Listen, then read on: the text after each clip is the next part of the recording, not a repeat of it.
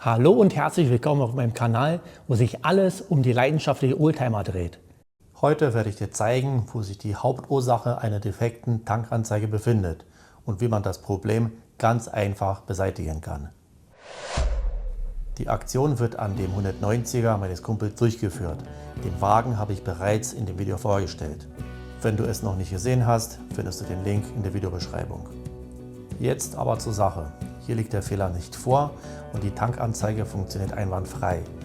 Da wir aber den Tank nach über 30 Jahren mit dem Endoskop vorbeugend untersuchen wollen, werde ich die Chance nutzen und dabei das betroffene Teil und die Einzelheiten zu der Reparatur zeigen und genau erläutern. Das betroffene Teil befindet sich im Kofferraum, deshalb mache ich ihn auf und beginne hier mit den Arbeiten. Im ersten Schritt muss die Verkleidung teilweise entfernt werden. Sie ist auf beiden Seiten verklipst, pro Seite haben wir 3 Stück. Für die heutige Aktion ist es ausreichend, wenn nur eine Seite geöffnet wird. Wir haben uns für die rechte Seite entschieden. Hier werden jetzt mit Hilfe der Demontagewerkzeuge die 3 genannten Clipsverbindungen geöffnet. Die Werkzeuge habe ich dir in der Videobeschreibung verlinkt.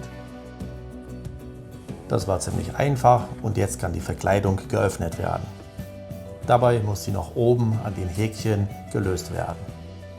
Und hier sieht man das Loch, das für die Befestigung verwendet wird. Das Gegenstück, also das Häkchen, sieht so aus.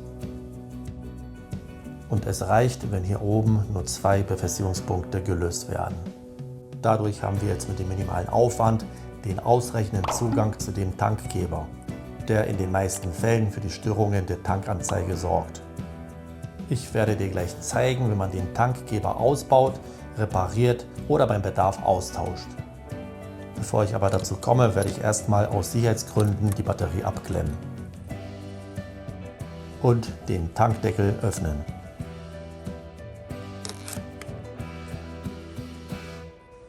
Und erst jetzt kann der Tankgeber ausgebaut werden, der sich hier befindet. Im ersten Schritt wird der Stecker abgezogen. Er wurde jetzt hier oben eingehangen, damit er bei den nächsten Arbeitsschritten nicht stört. So, und jetzt kommt der Steckschlüssel zum Einsatz, Schlüsselweite 46 mm. Den Link zu diesem Werkzeug findest du auch in der Videobeschreibung.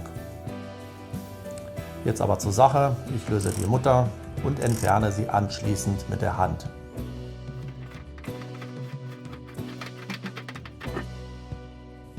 Und so sieht das beste Stück aus.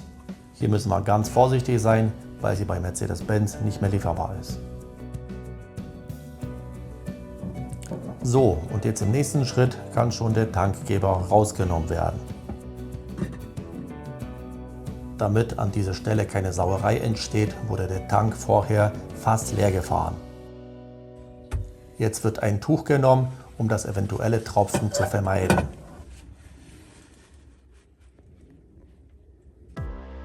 So, der Tankgeber ist draußen, jetzt wird er zerlegt, damit ich die Funktion und die Reparaturschritte erläutern kann. Dafür muss die Mutter mit einem Sonderwerkzeug gelöst werden. Da wir aber das Werkzeug nicht haben, werden wir eine Oldschool-Lösung anwenden. Dafür wird eine kleine Zange genommen, die in den Schlitz reinpasst. Die Mutter wird so weit gelöst, bis man sie dann mit dem Schraubendreher komplett entfernen kann. Dabei aber unbedingt aufpassen, nicht dass das Teil auseinanderfällt. Deshalb unten festhalten oder auf einem Tisch bzw. eine Werkbank arbeiten. Nachdem die Mutter entfernt wurde, kann jetzt das Gehäuse abgezogen werden. Und so sieht es jetzt aus. In diesem Zustand kann das Teil überprüft, gegebenenfalls repariert werden. Da der Tankgeber bei Mercedes nicht mehr lieferbar ist, ist eine Reparatur auf jeden Fall eine interessante Option, bevor er gegen einen neuen Tankgeber aus dem Zubehörhandel ersetzt wird. Die Reparatur ist relativ simpel.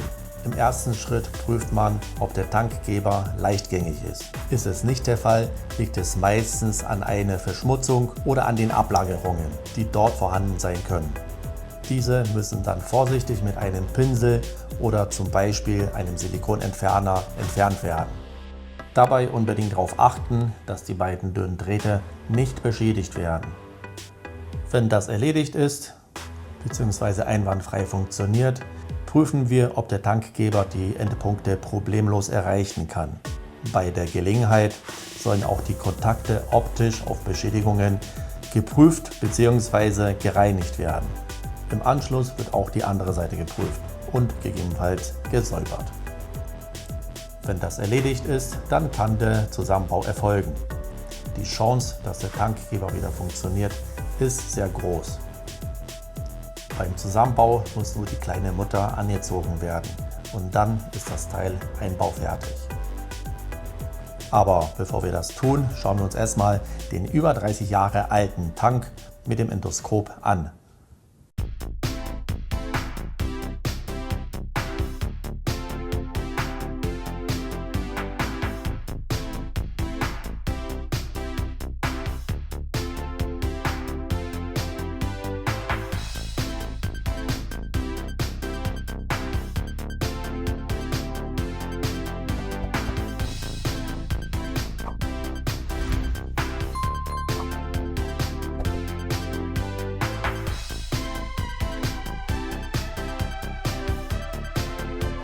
Wie eigentlich schon erwartet, sieht der Tank bei diesem Fahrzeug sehr gut aus. Ich finde aber trotzdem, dass die Aktion sich gelohnt hat, weil man jetzt dafür die Bestätigung hat. So, und jetzt nachdem wir das gesehen haben, kann ich zu dem Einbau des Tankgebers kommen. Er wird einfach nur reingesteckt. Dabei kann man eigentlich nichts falsch machen. Weil er formschlüssig ist und die kleine Nase dafür sorgt, dass er sich in der richtigen Position befindet. Jetzt wird er mit der Mutter befestigt, dabei noch die Dichtungen überprüfen, um sicherzustellen, dass hier keine bösen Überraschungen entstehen. Die Mutter wird leicht angezogen und anschließend mit 40 Newtonmetern abgeknackt. Dann kommt der Stecker rauf und zum Schluss wird die Verkleidung befestigt.